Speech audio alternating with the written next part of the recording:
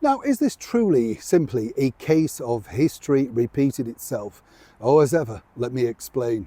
Hi, good to see you. Thank you so much for your time today. And as ever, thank you so much for joining me. By the way, I'm glad you enjoyed the video about Queen Victoria and the British Army and how they recruited people. It's always fascinating to share those stories with you because, as I say, when you go and I was lucky enough to interview some people from the British Army recently, and they allowed me to look at some of the historical facts and books and stuff.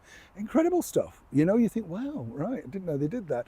And you do, I don't know what you thought they did, but it's always somebody in a position of excellence and power that says, you know what, we're not going to do this anymore. And obviously Queen Victoria thought, this is terrible, the way that people are forced to represent me into my army. So consequently, she changed it. What a woman, absolutely. People don't realise just what a forceful character Queen Victoria was. Some people might say the same thing, of course, of somebody like Meghan Markle. Incredibly forceful, knows exactly how to manipulate the media for all of her own ends.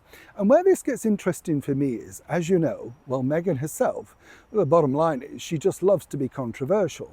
You see, right from the very off when she came into the royal family, she didn't mind all that speculative stuff of her holding the bump and crouching down with the bump. And then, of course, the moon bump came into fruition all across the internet. So much so that the late Queen Elizabeth, was sort of like, what's it about? You know, I mean, kind of, you think to yourself, yeah, what is it about?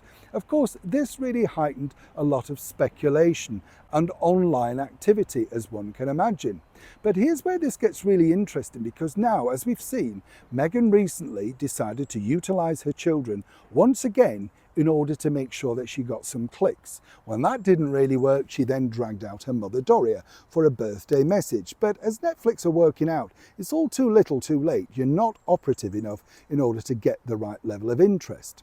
But you see, the problem is, it all stems from things like this. And many people are suggesting that Prince Harry and his wife, the cable TV actress Meghan Markle, should put a stop to it by simply doing this.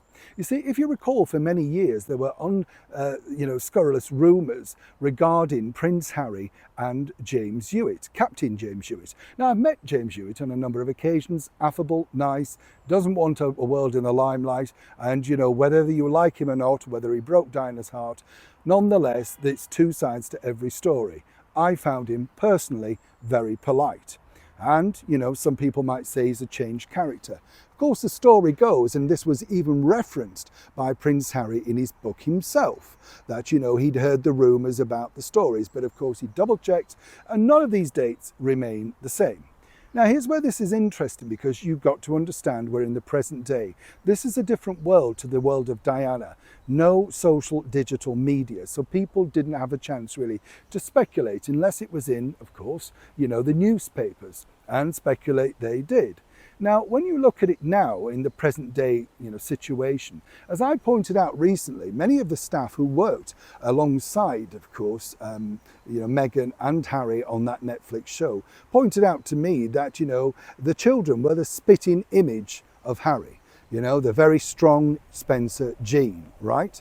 And this is, again, you know, Harry mentioned this on the Stephen Colbert show, that he was stunned that, you know, it didn't go against Meghan Markle's very strong, if we're supposed to believe it, 43% Nigerian gene. You get it? So why on earth then doesn't Harry stop that speculation, and even at just one simple snap, while the children are still very young, let the people see his children? I'm sure that would get rid of all the speculation. If people could see the children, then they wouldn't be so speculative about digging and trying to work out dates, etc., all those theories that are literally engulfing the internet. But for some explicable reason, Harry says that he doesn't want his children out there. Now, I understand that, you know, if you want privacy, you want privacy. I get it. But when you also taunt the media, that's your bigger problem. And for Harry and Meghan, of course, continually phasing out the children's faces, but in many people suggest monetizing them when it sees fit, like here's Meghan sharing an adorable picture. It's not adorable. We don't know what they look like. Nobody really understands what the children look like. One or two of the crew have seen that. And as I pointed out before, Meghan and Harry could have utilised this in a better situation to help her Netflix show. But again, too little too late. And as had happened previously with Major James Hewitt, it was up to Harry himself to address it. For his own sanity, some people say. Isn't it about time now that he did the same thing for his own children? Either way, it's an interesting story, and I'd love to know what you think to this in the comments below. Neil Sean in the very heart of London.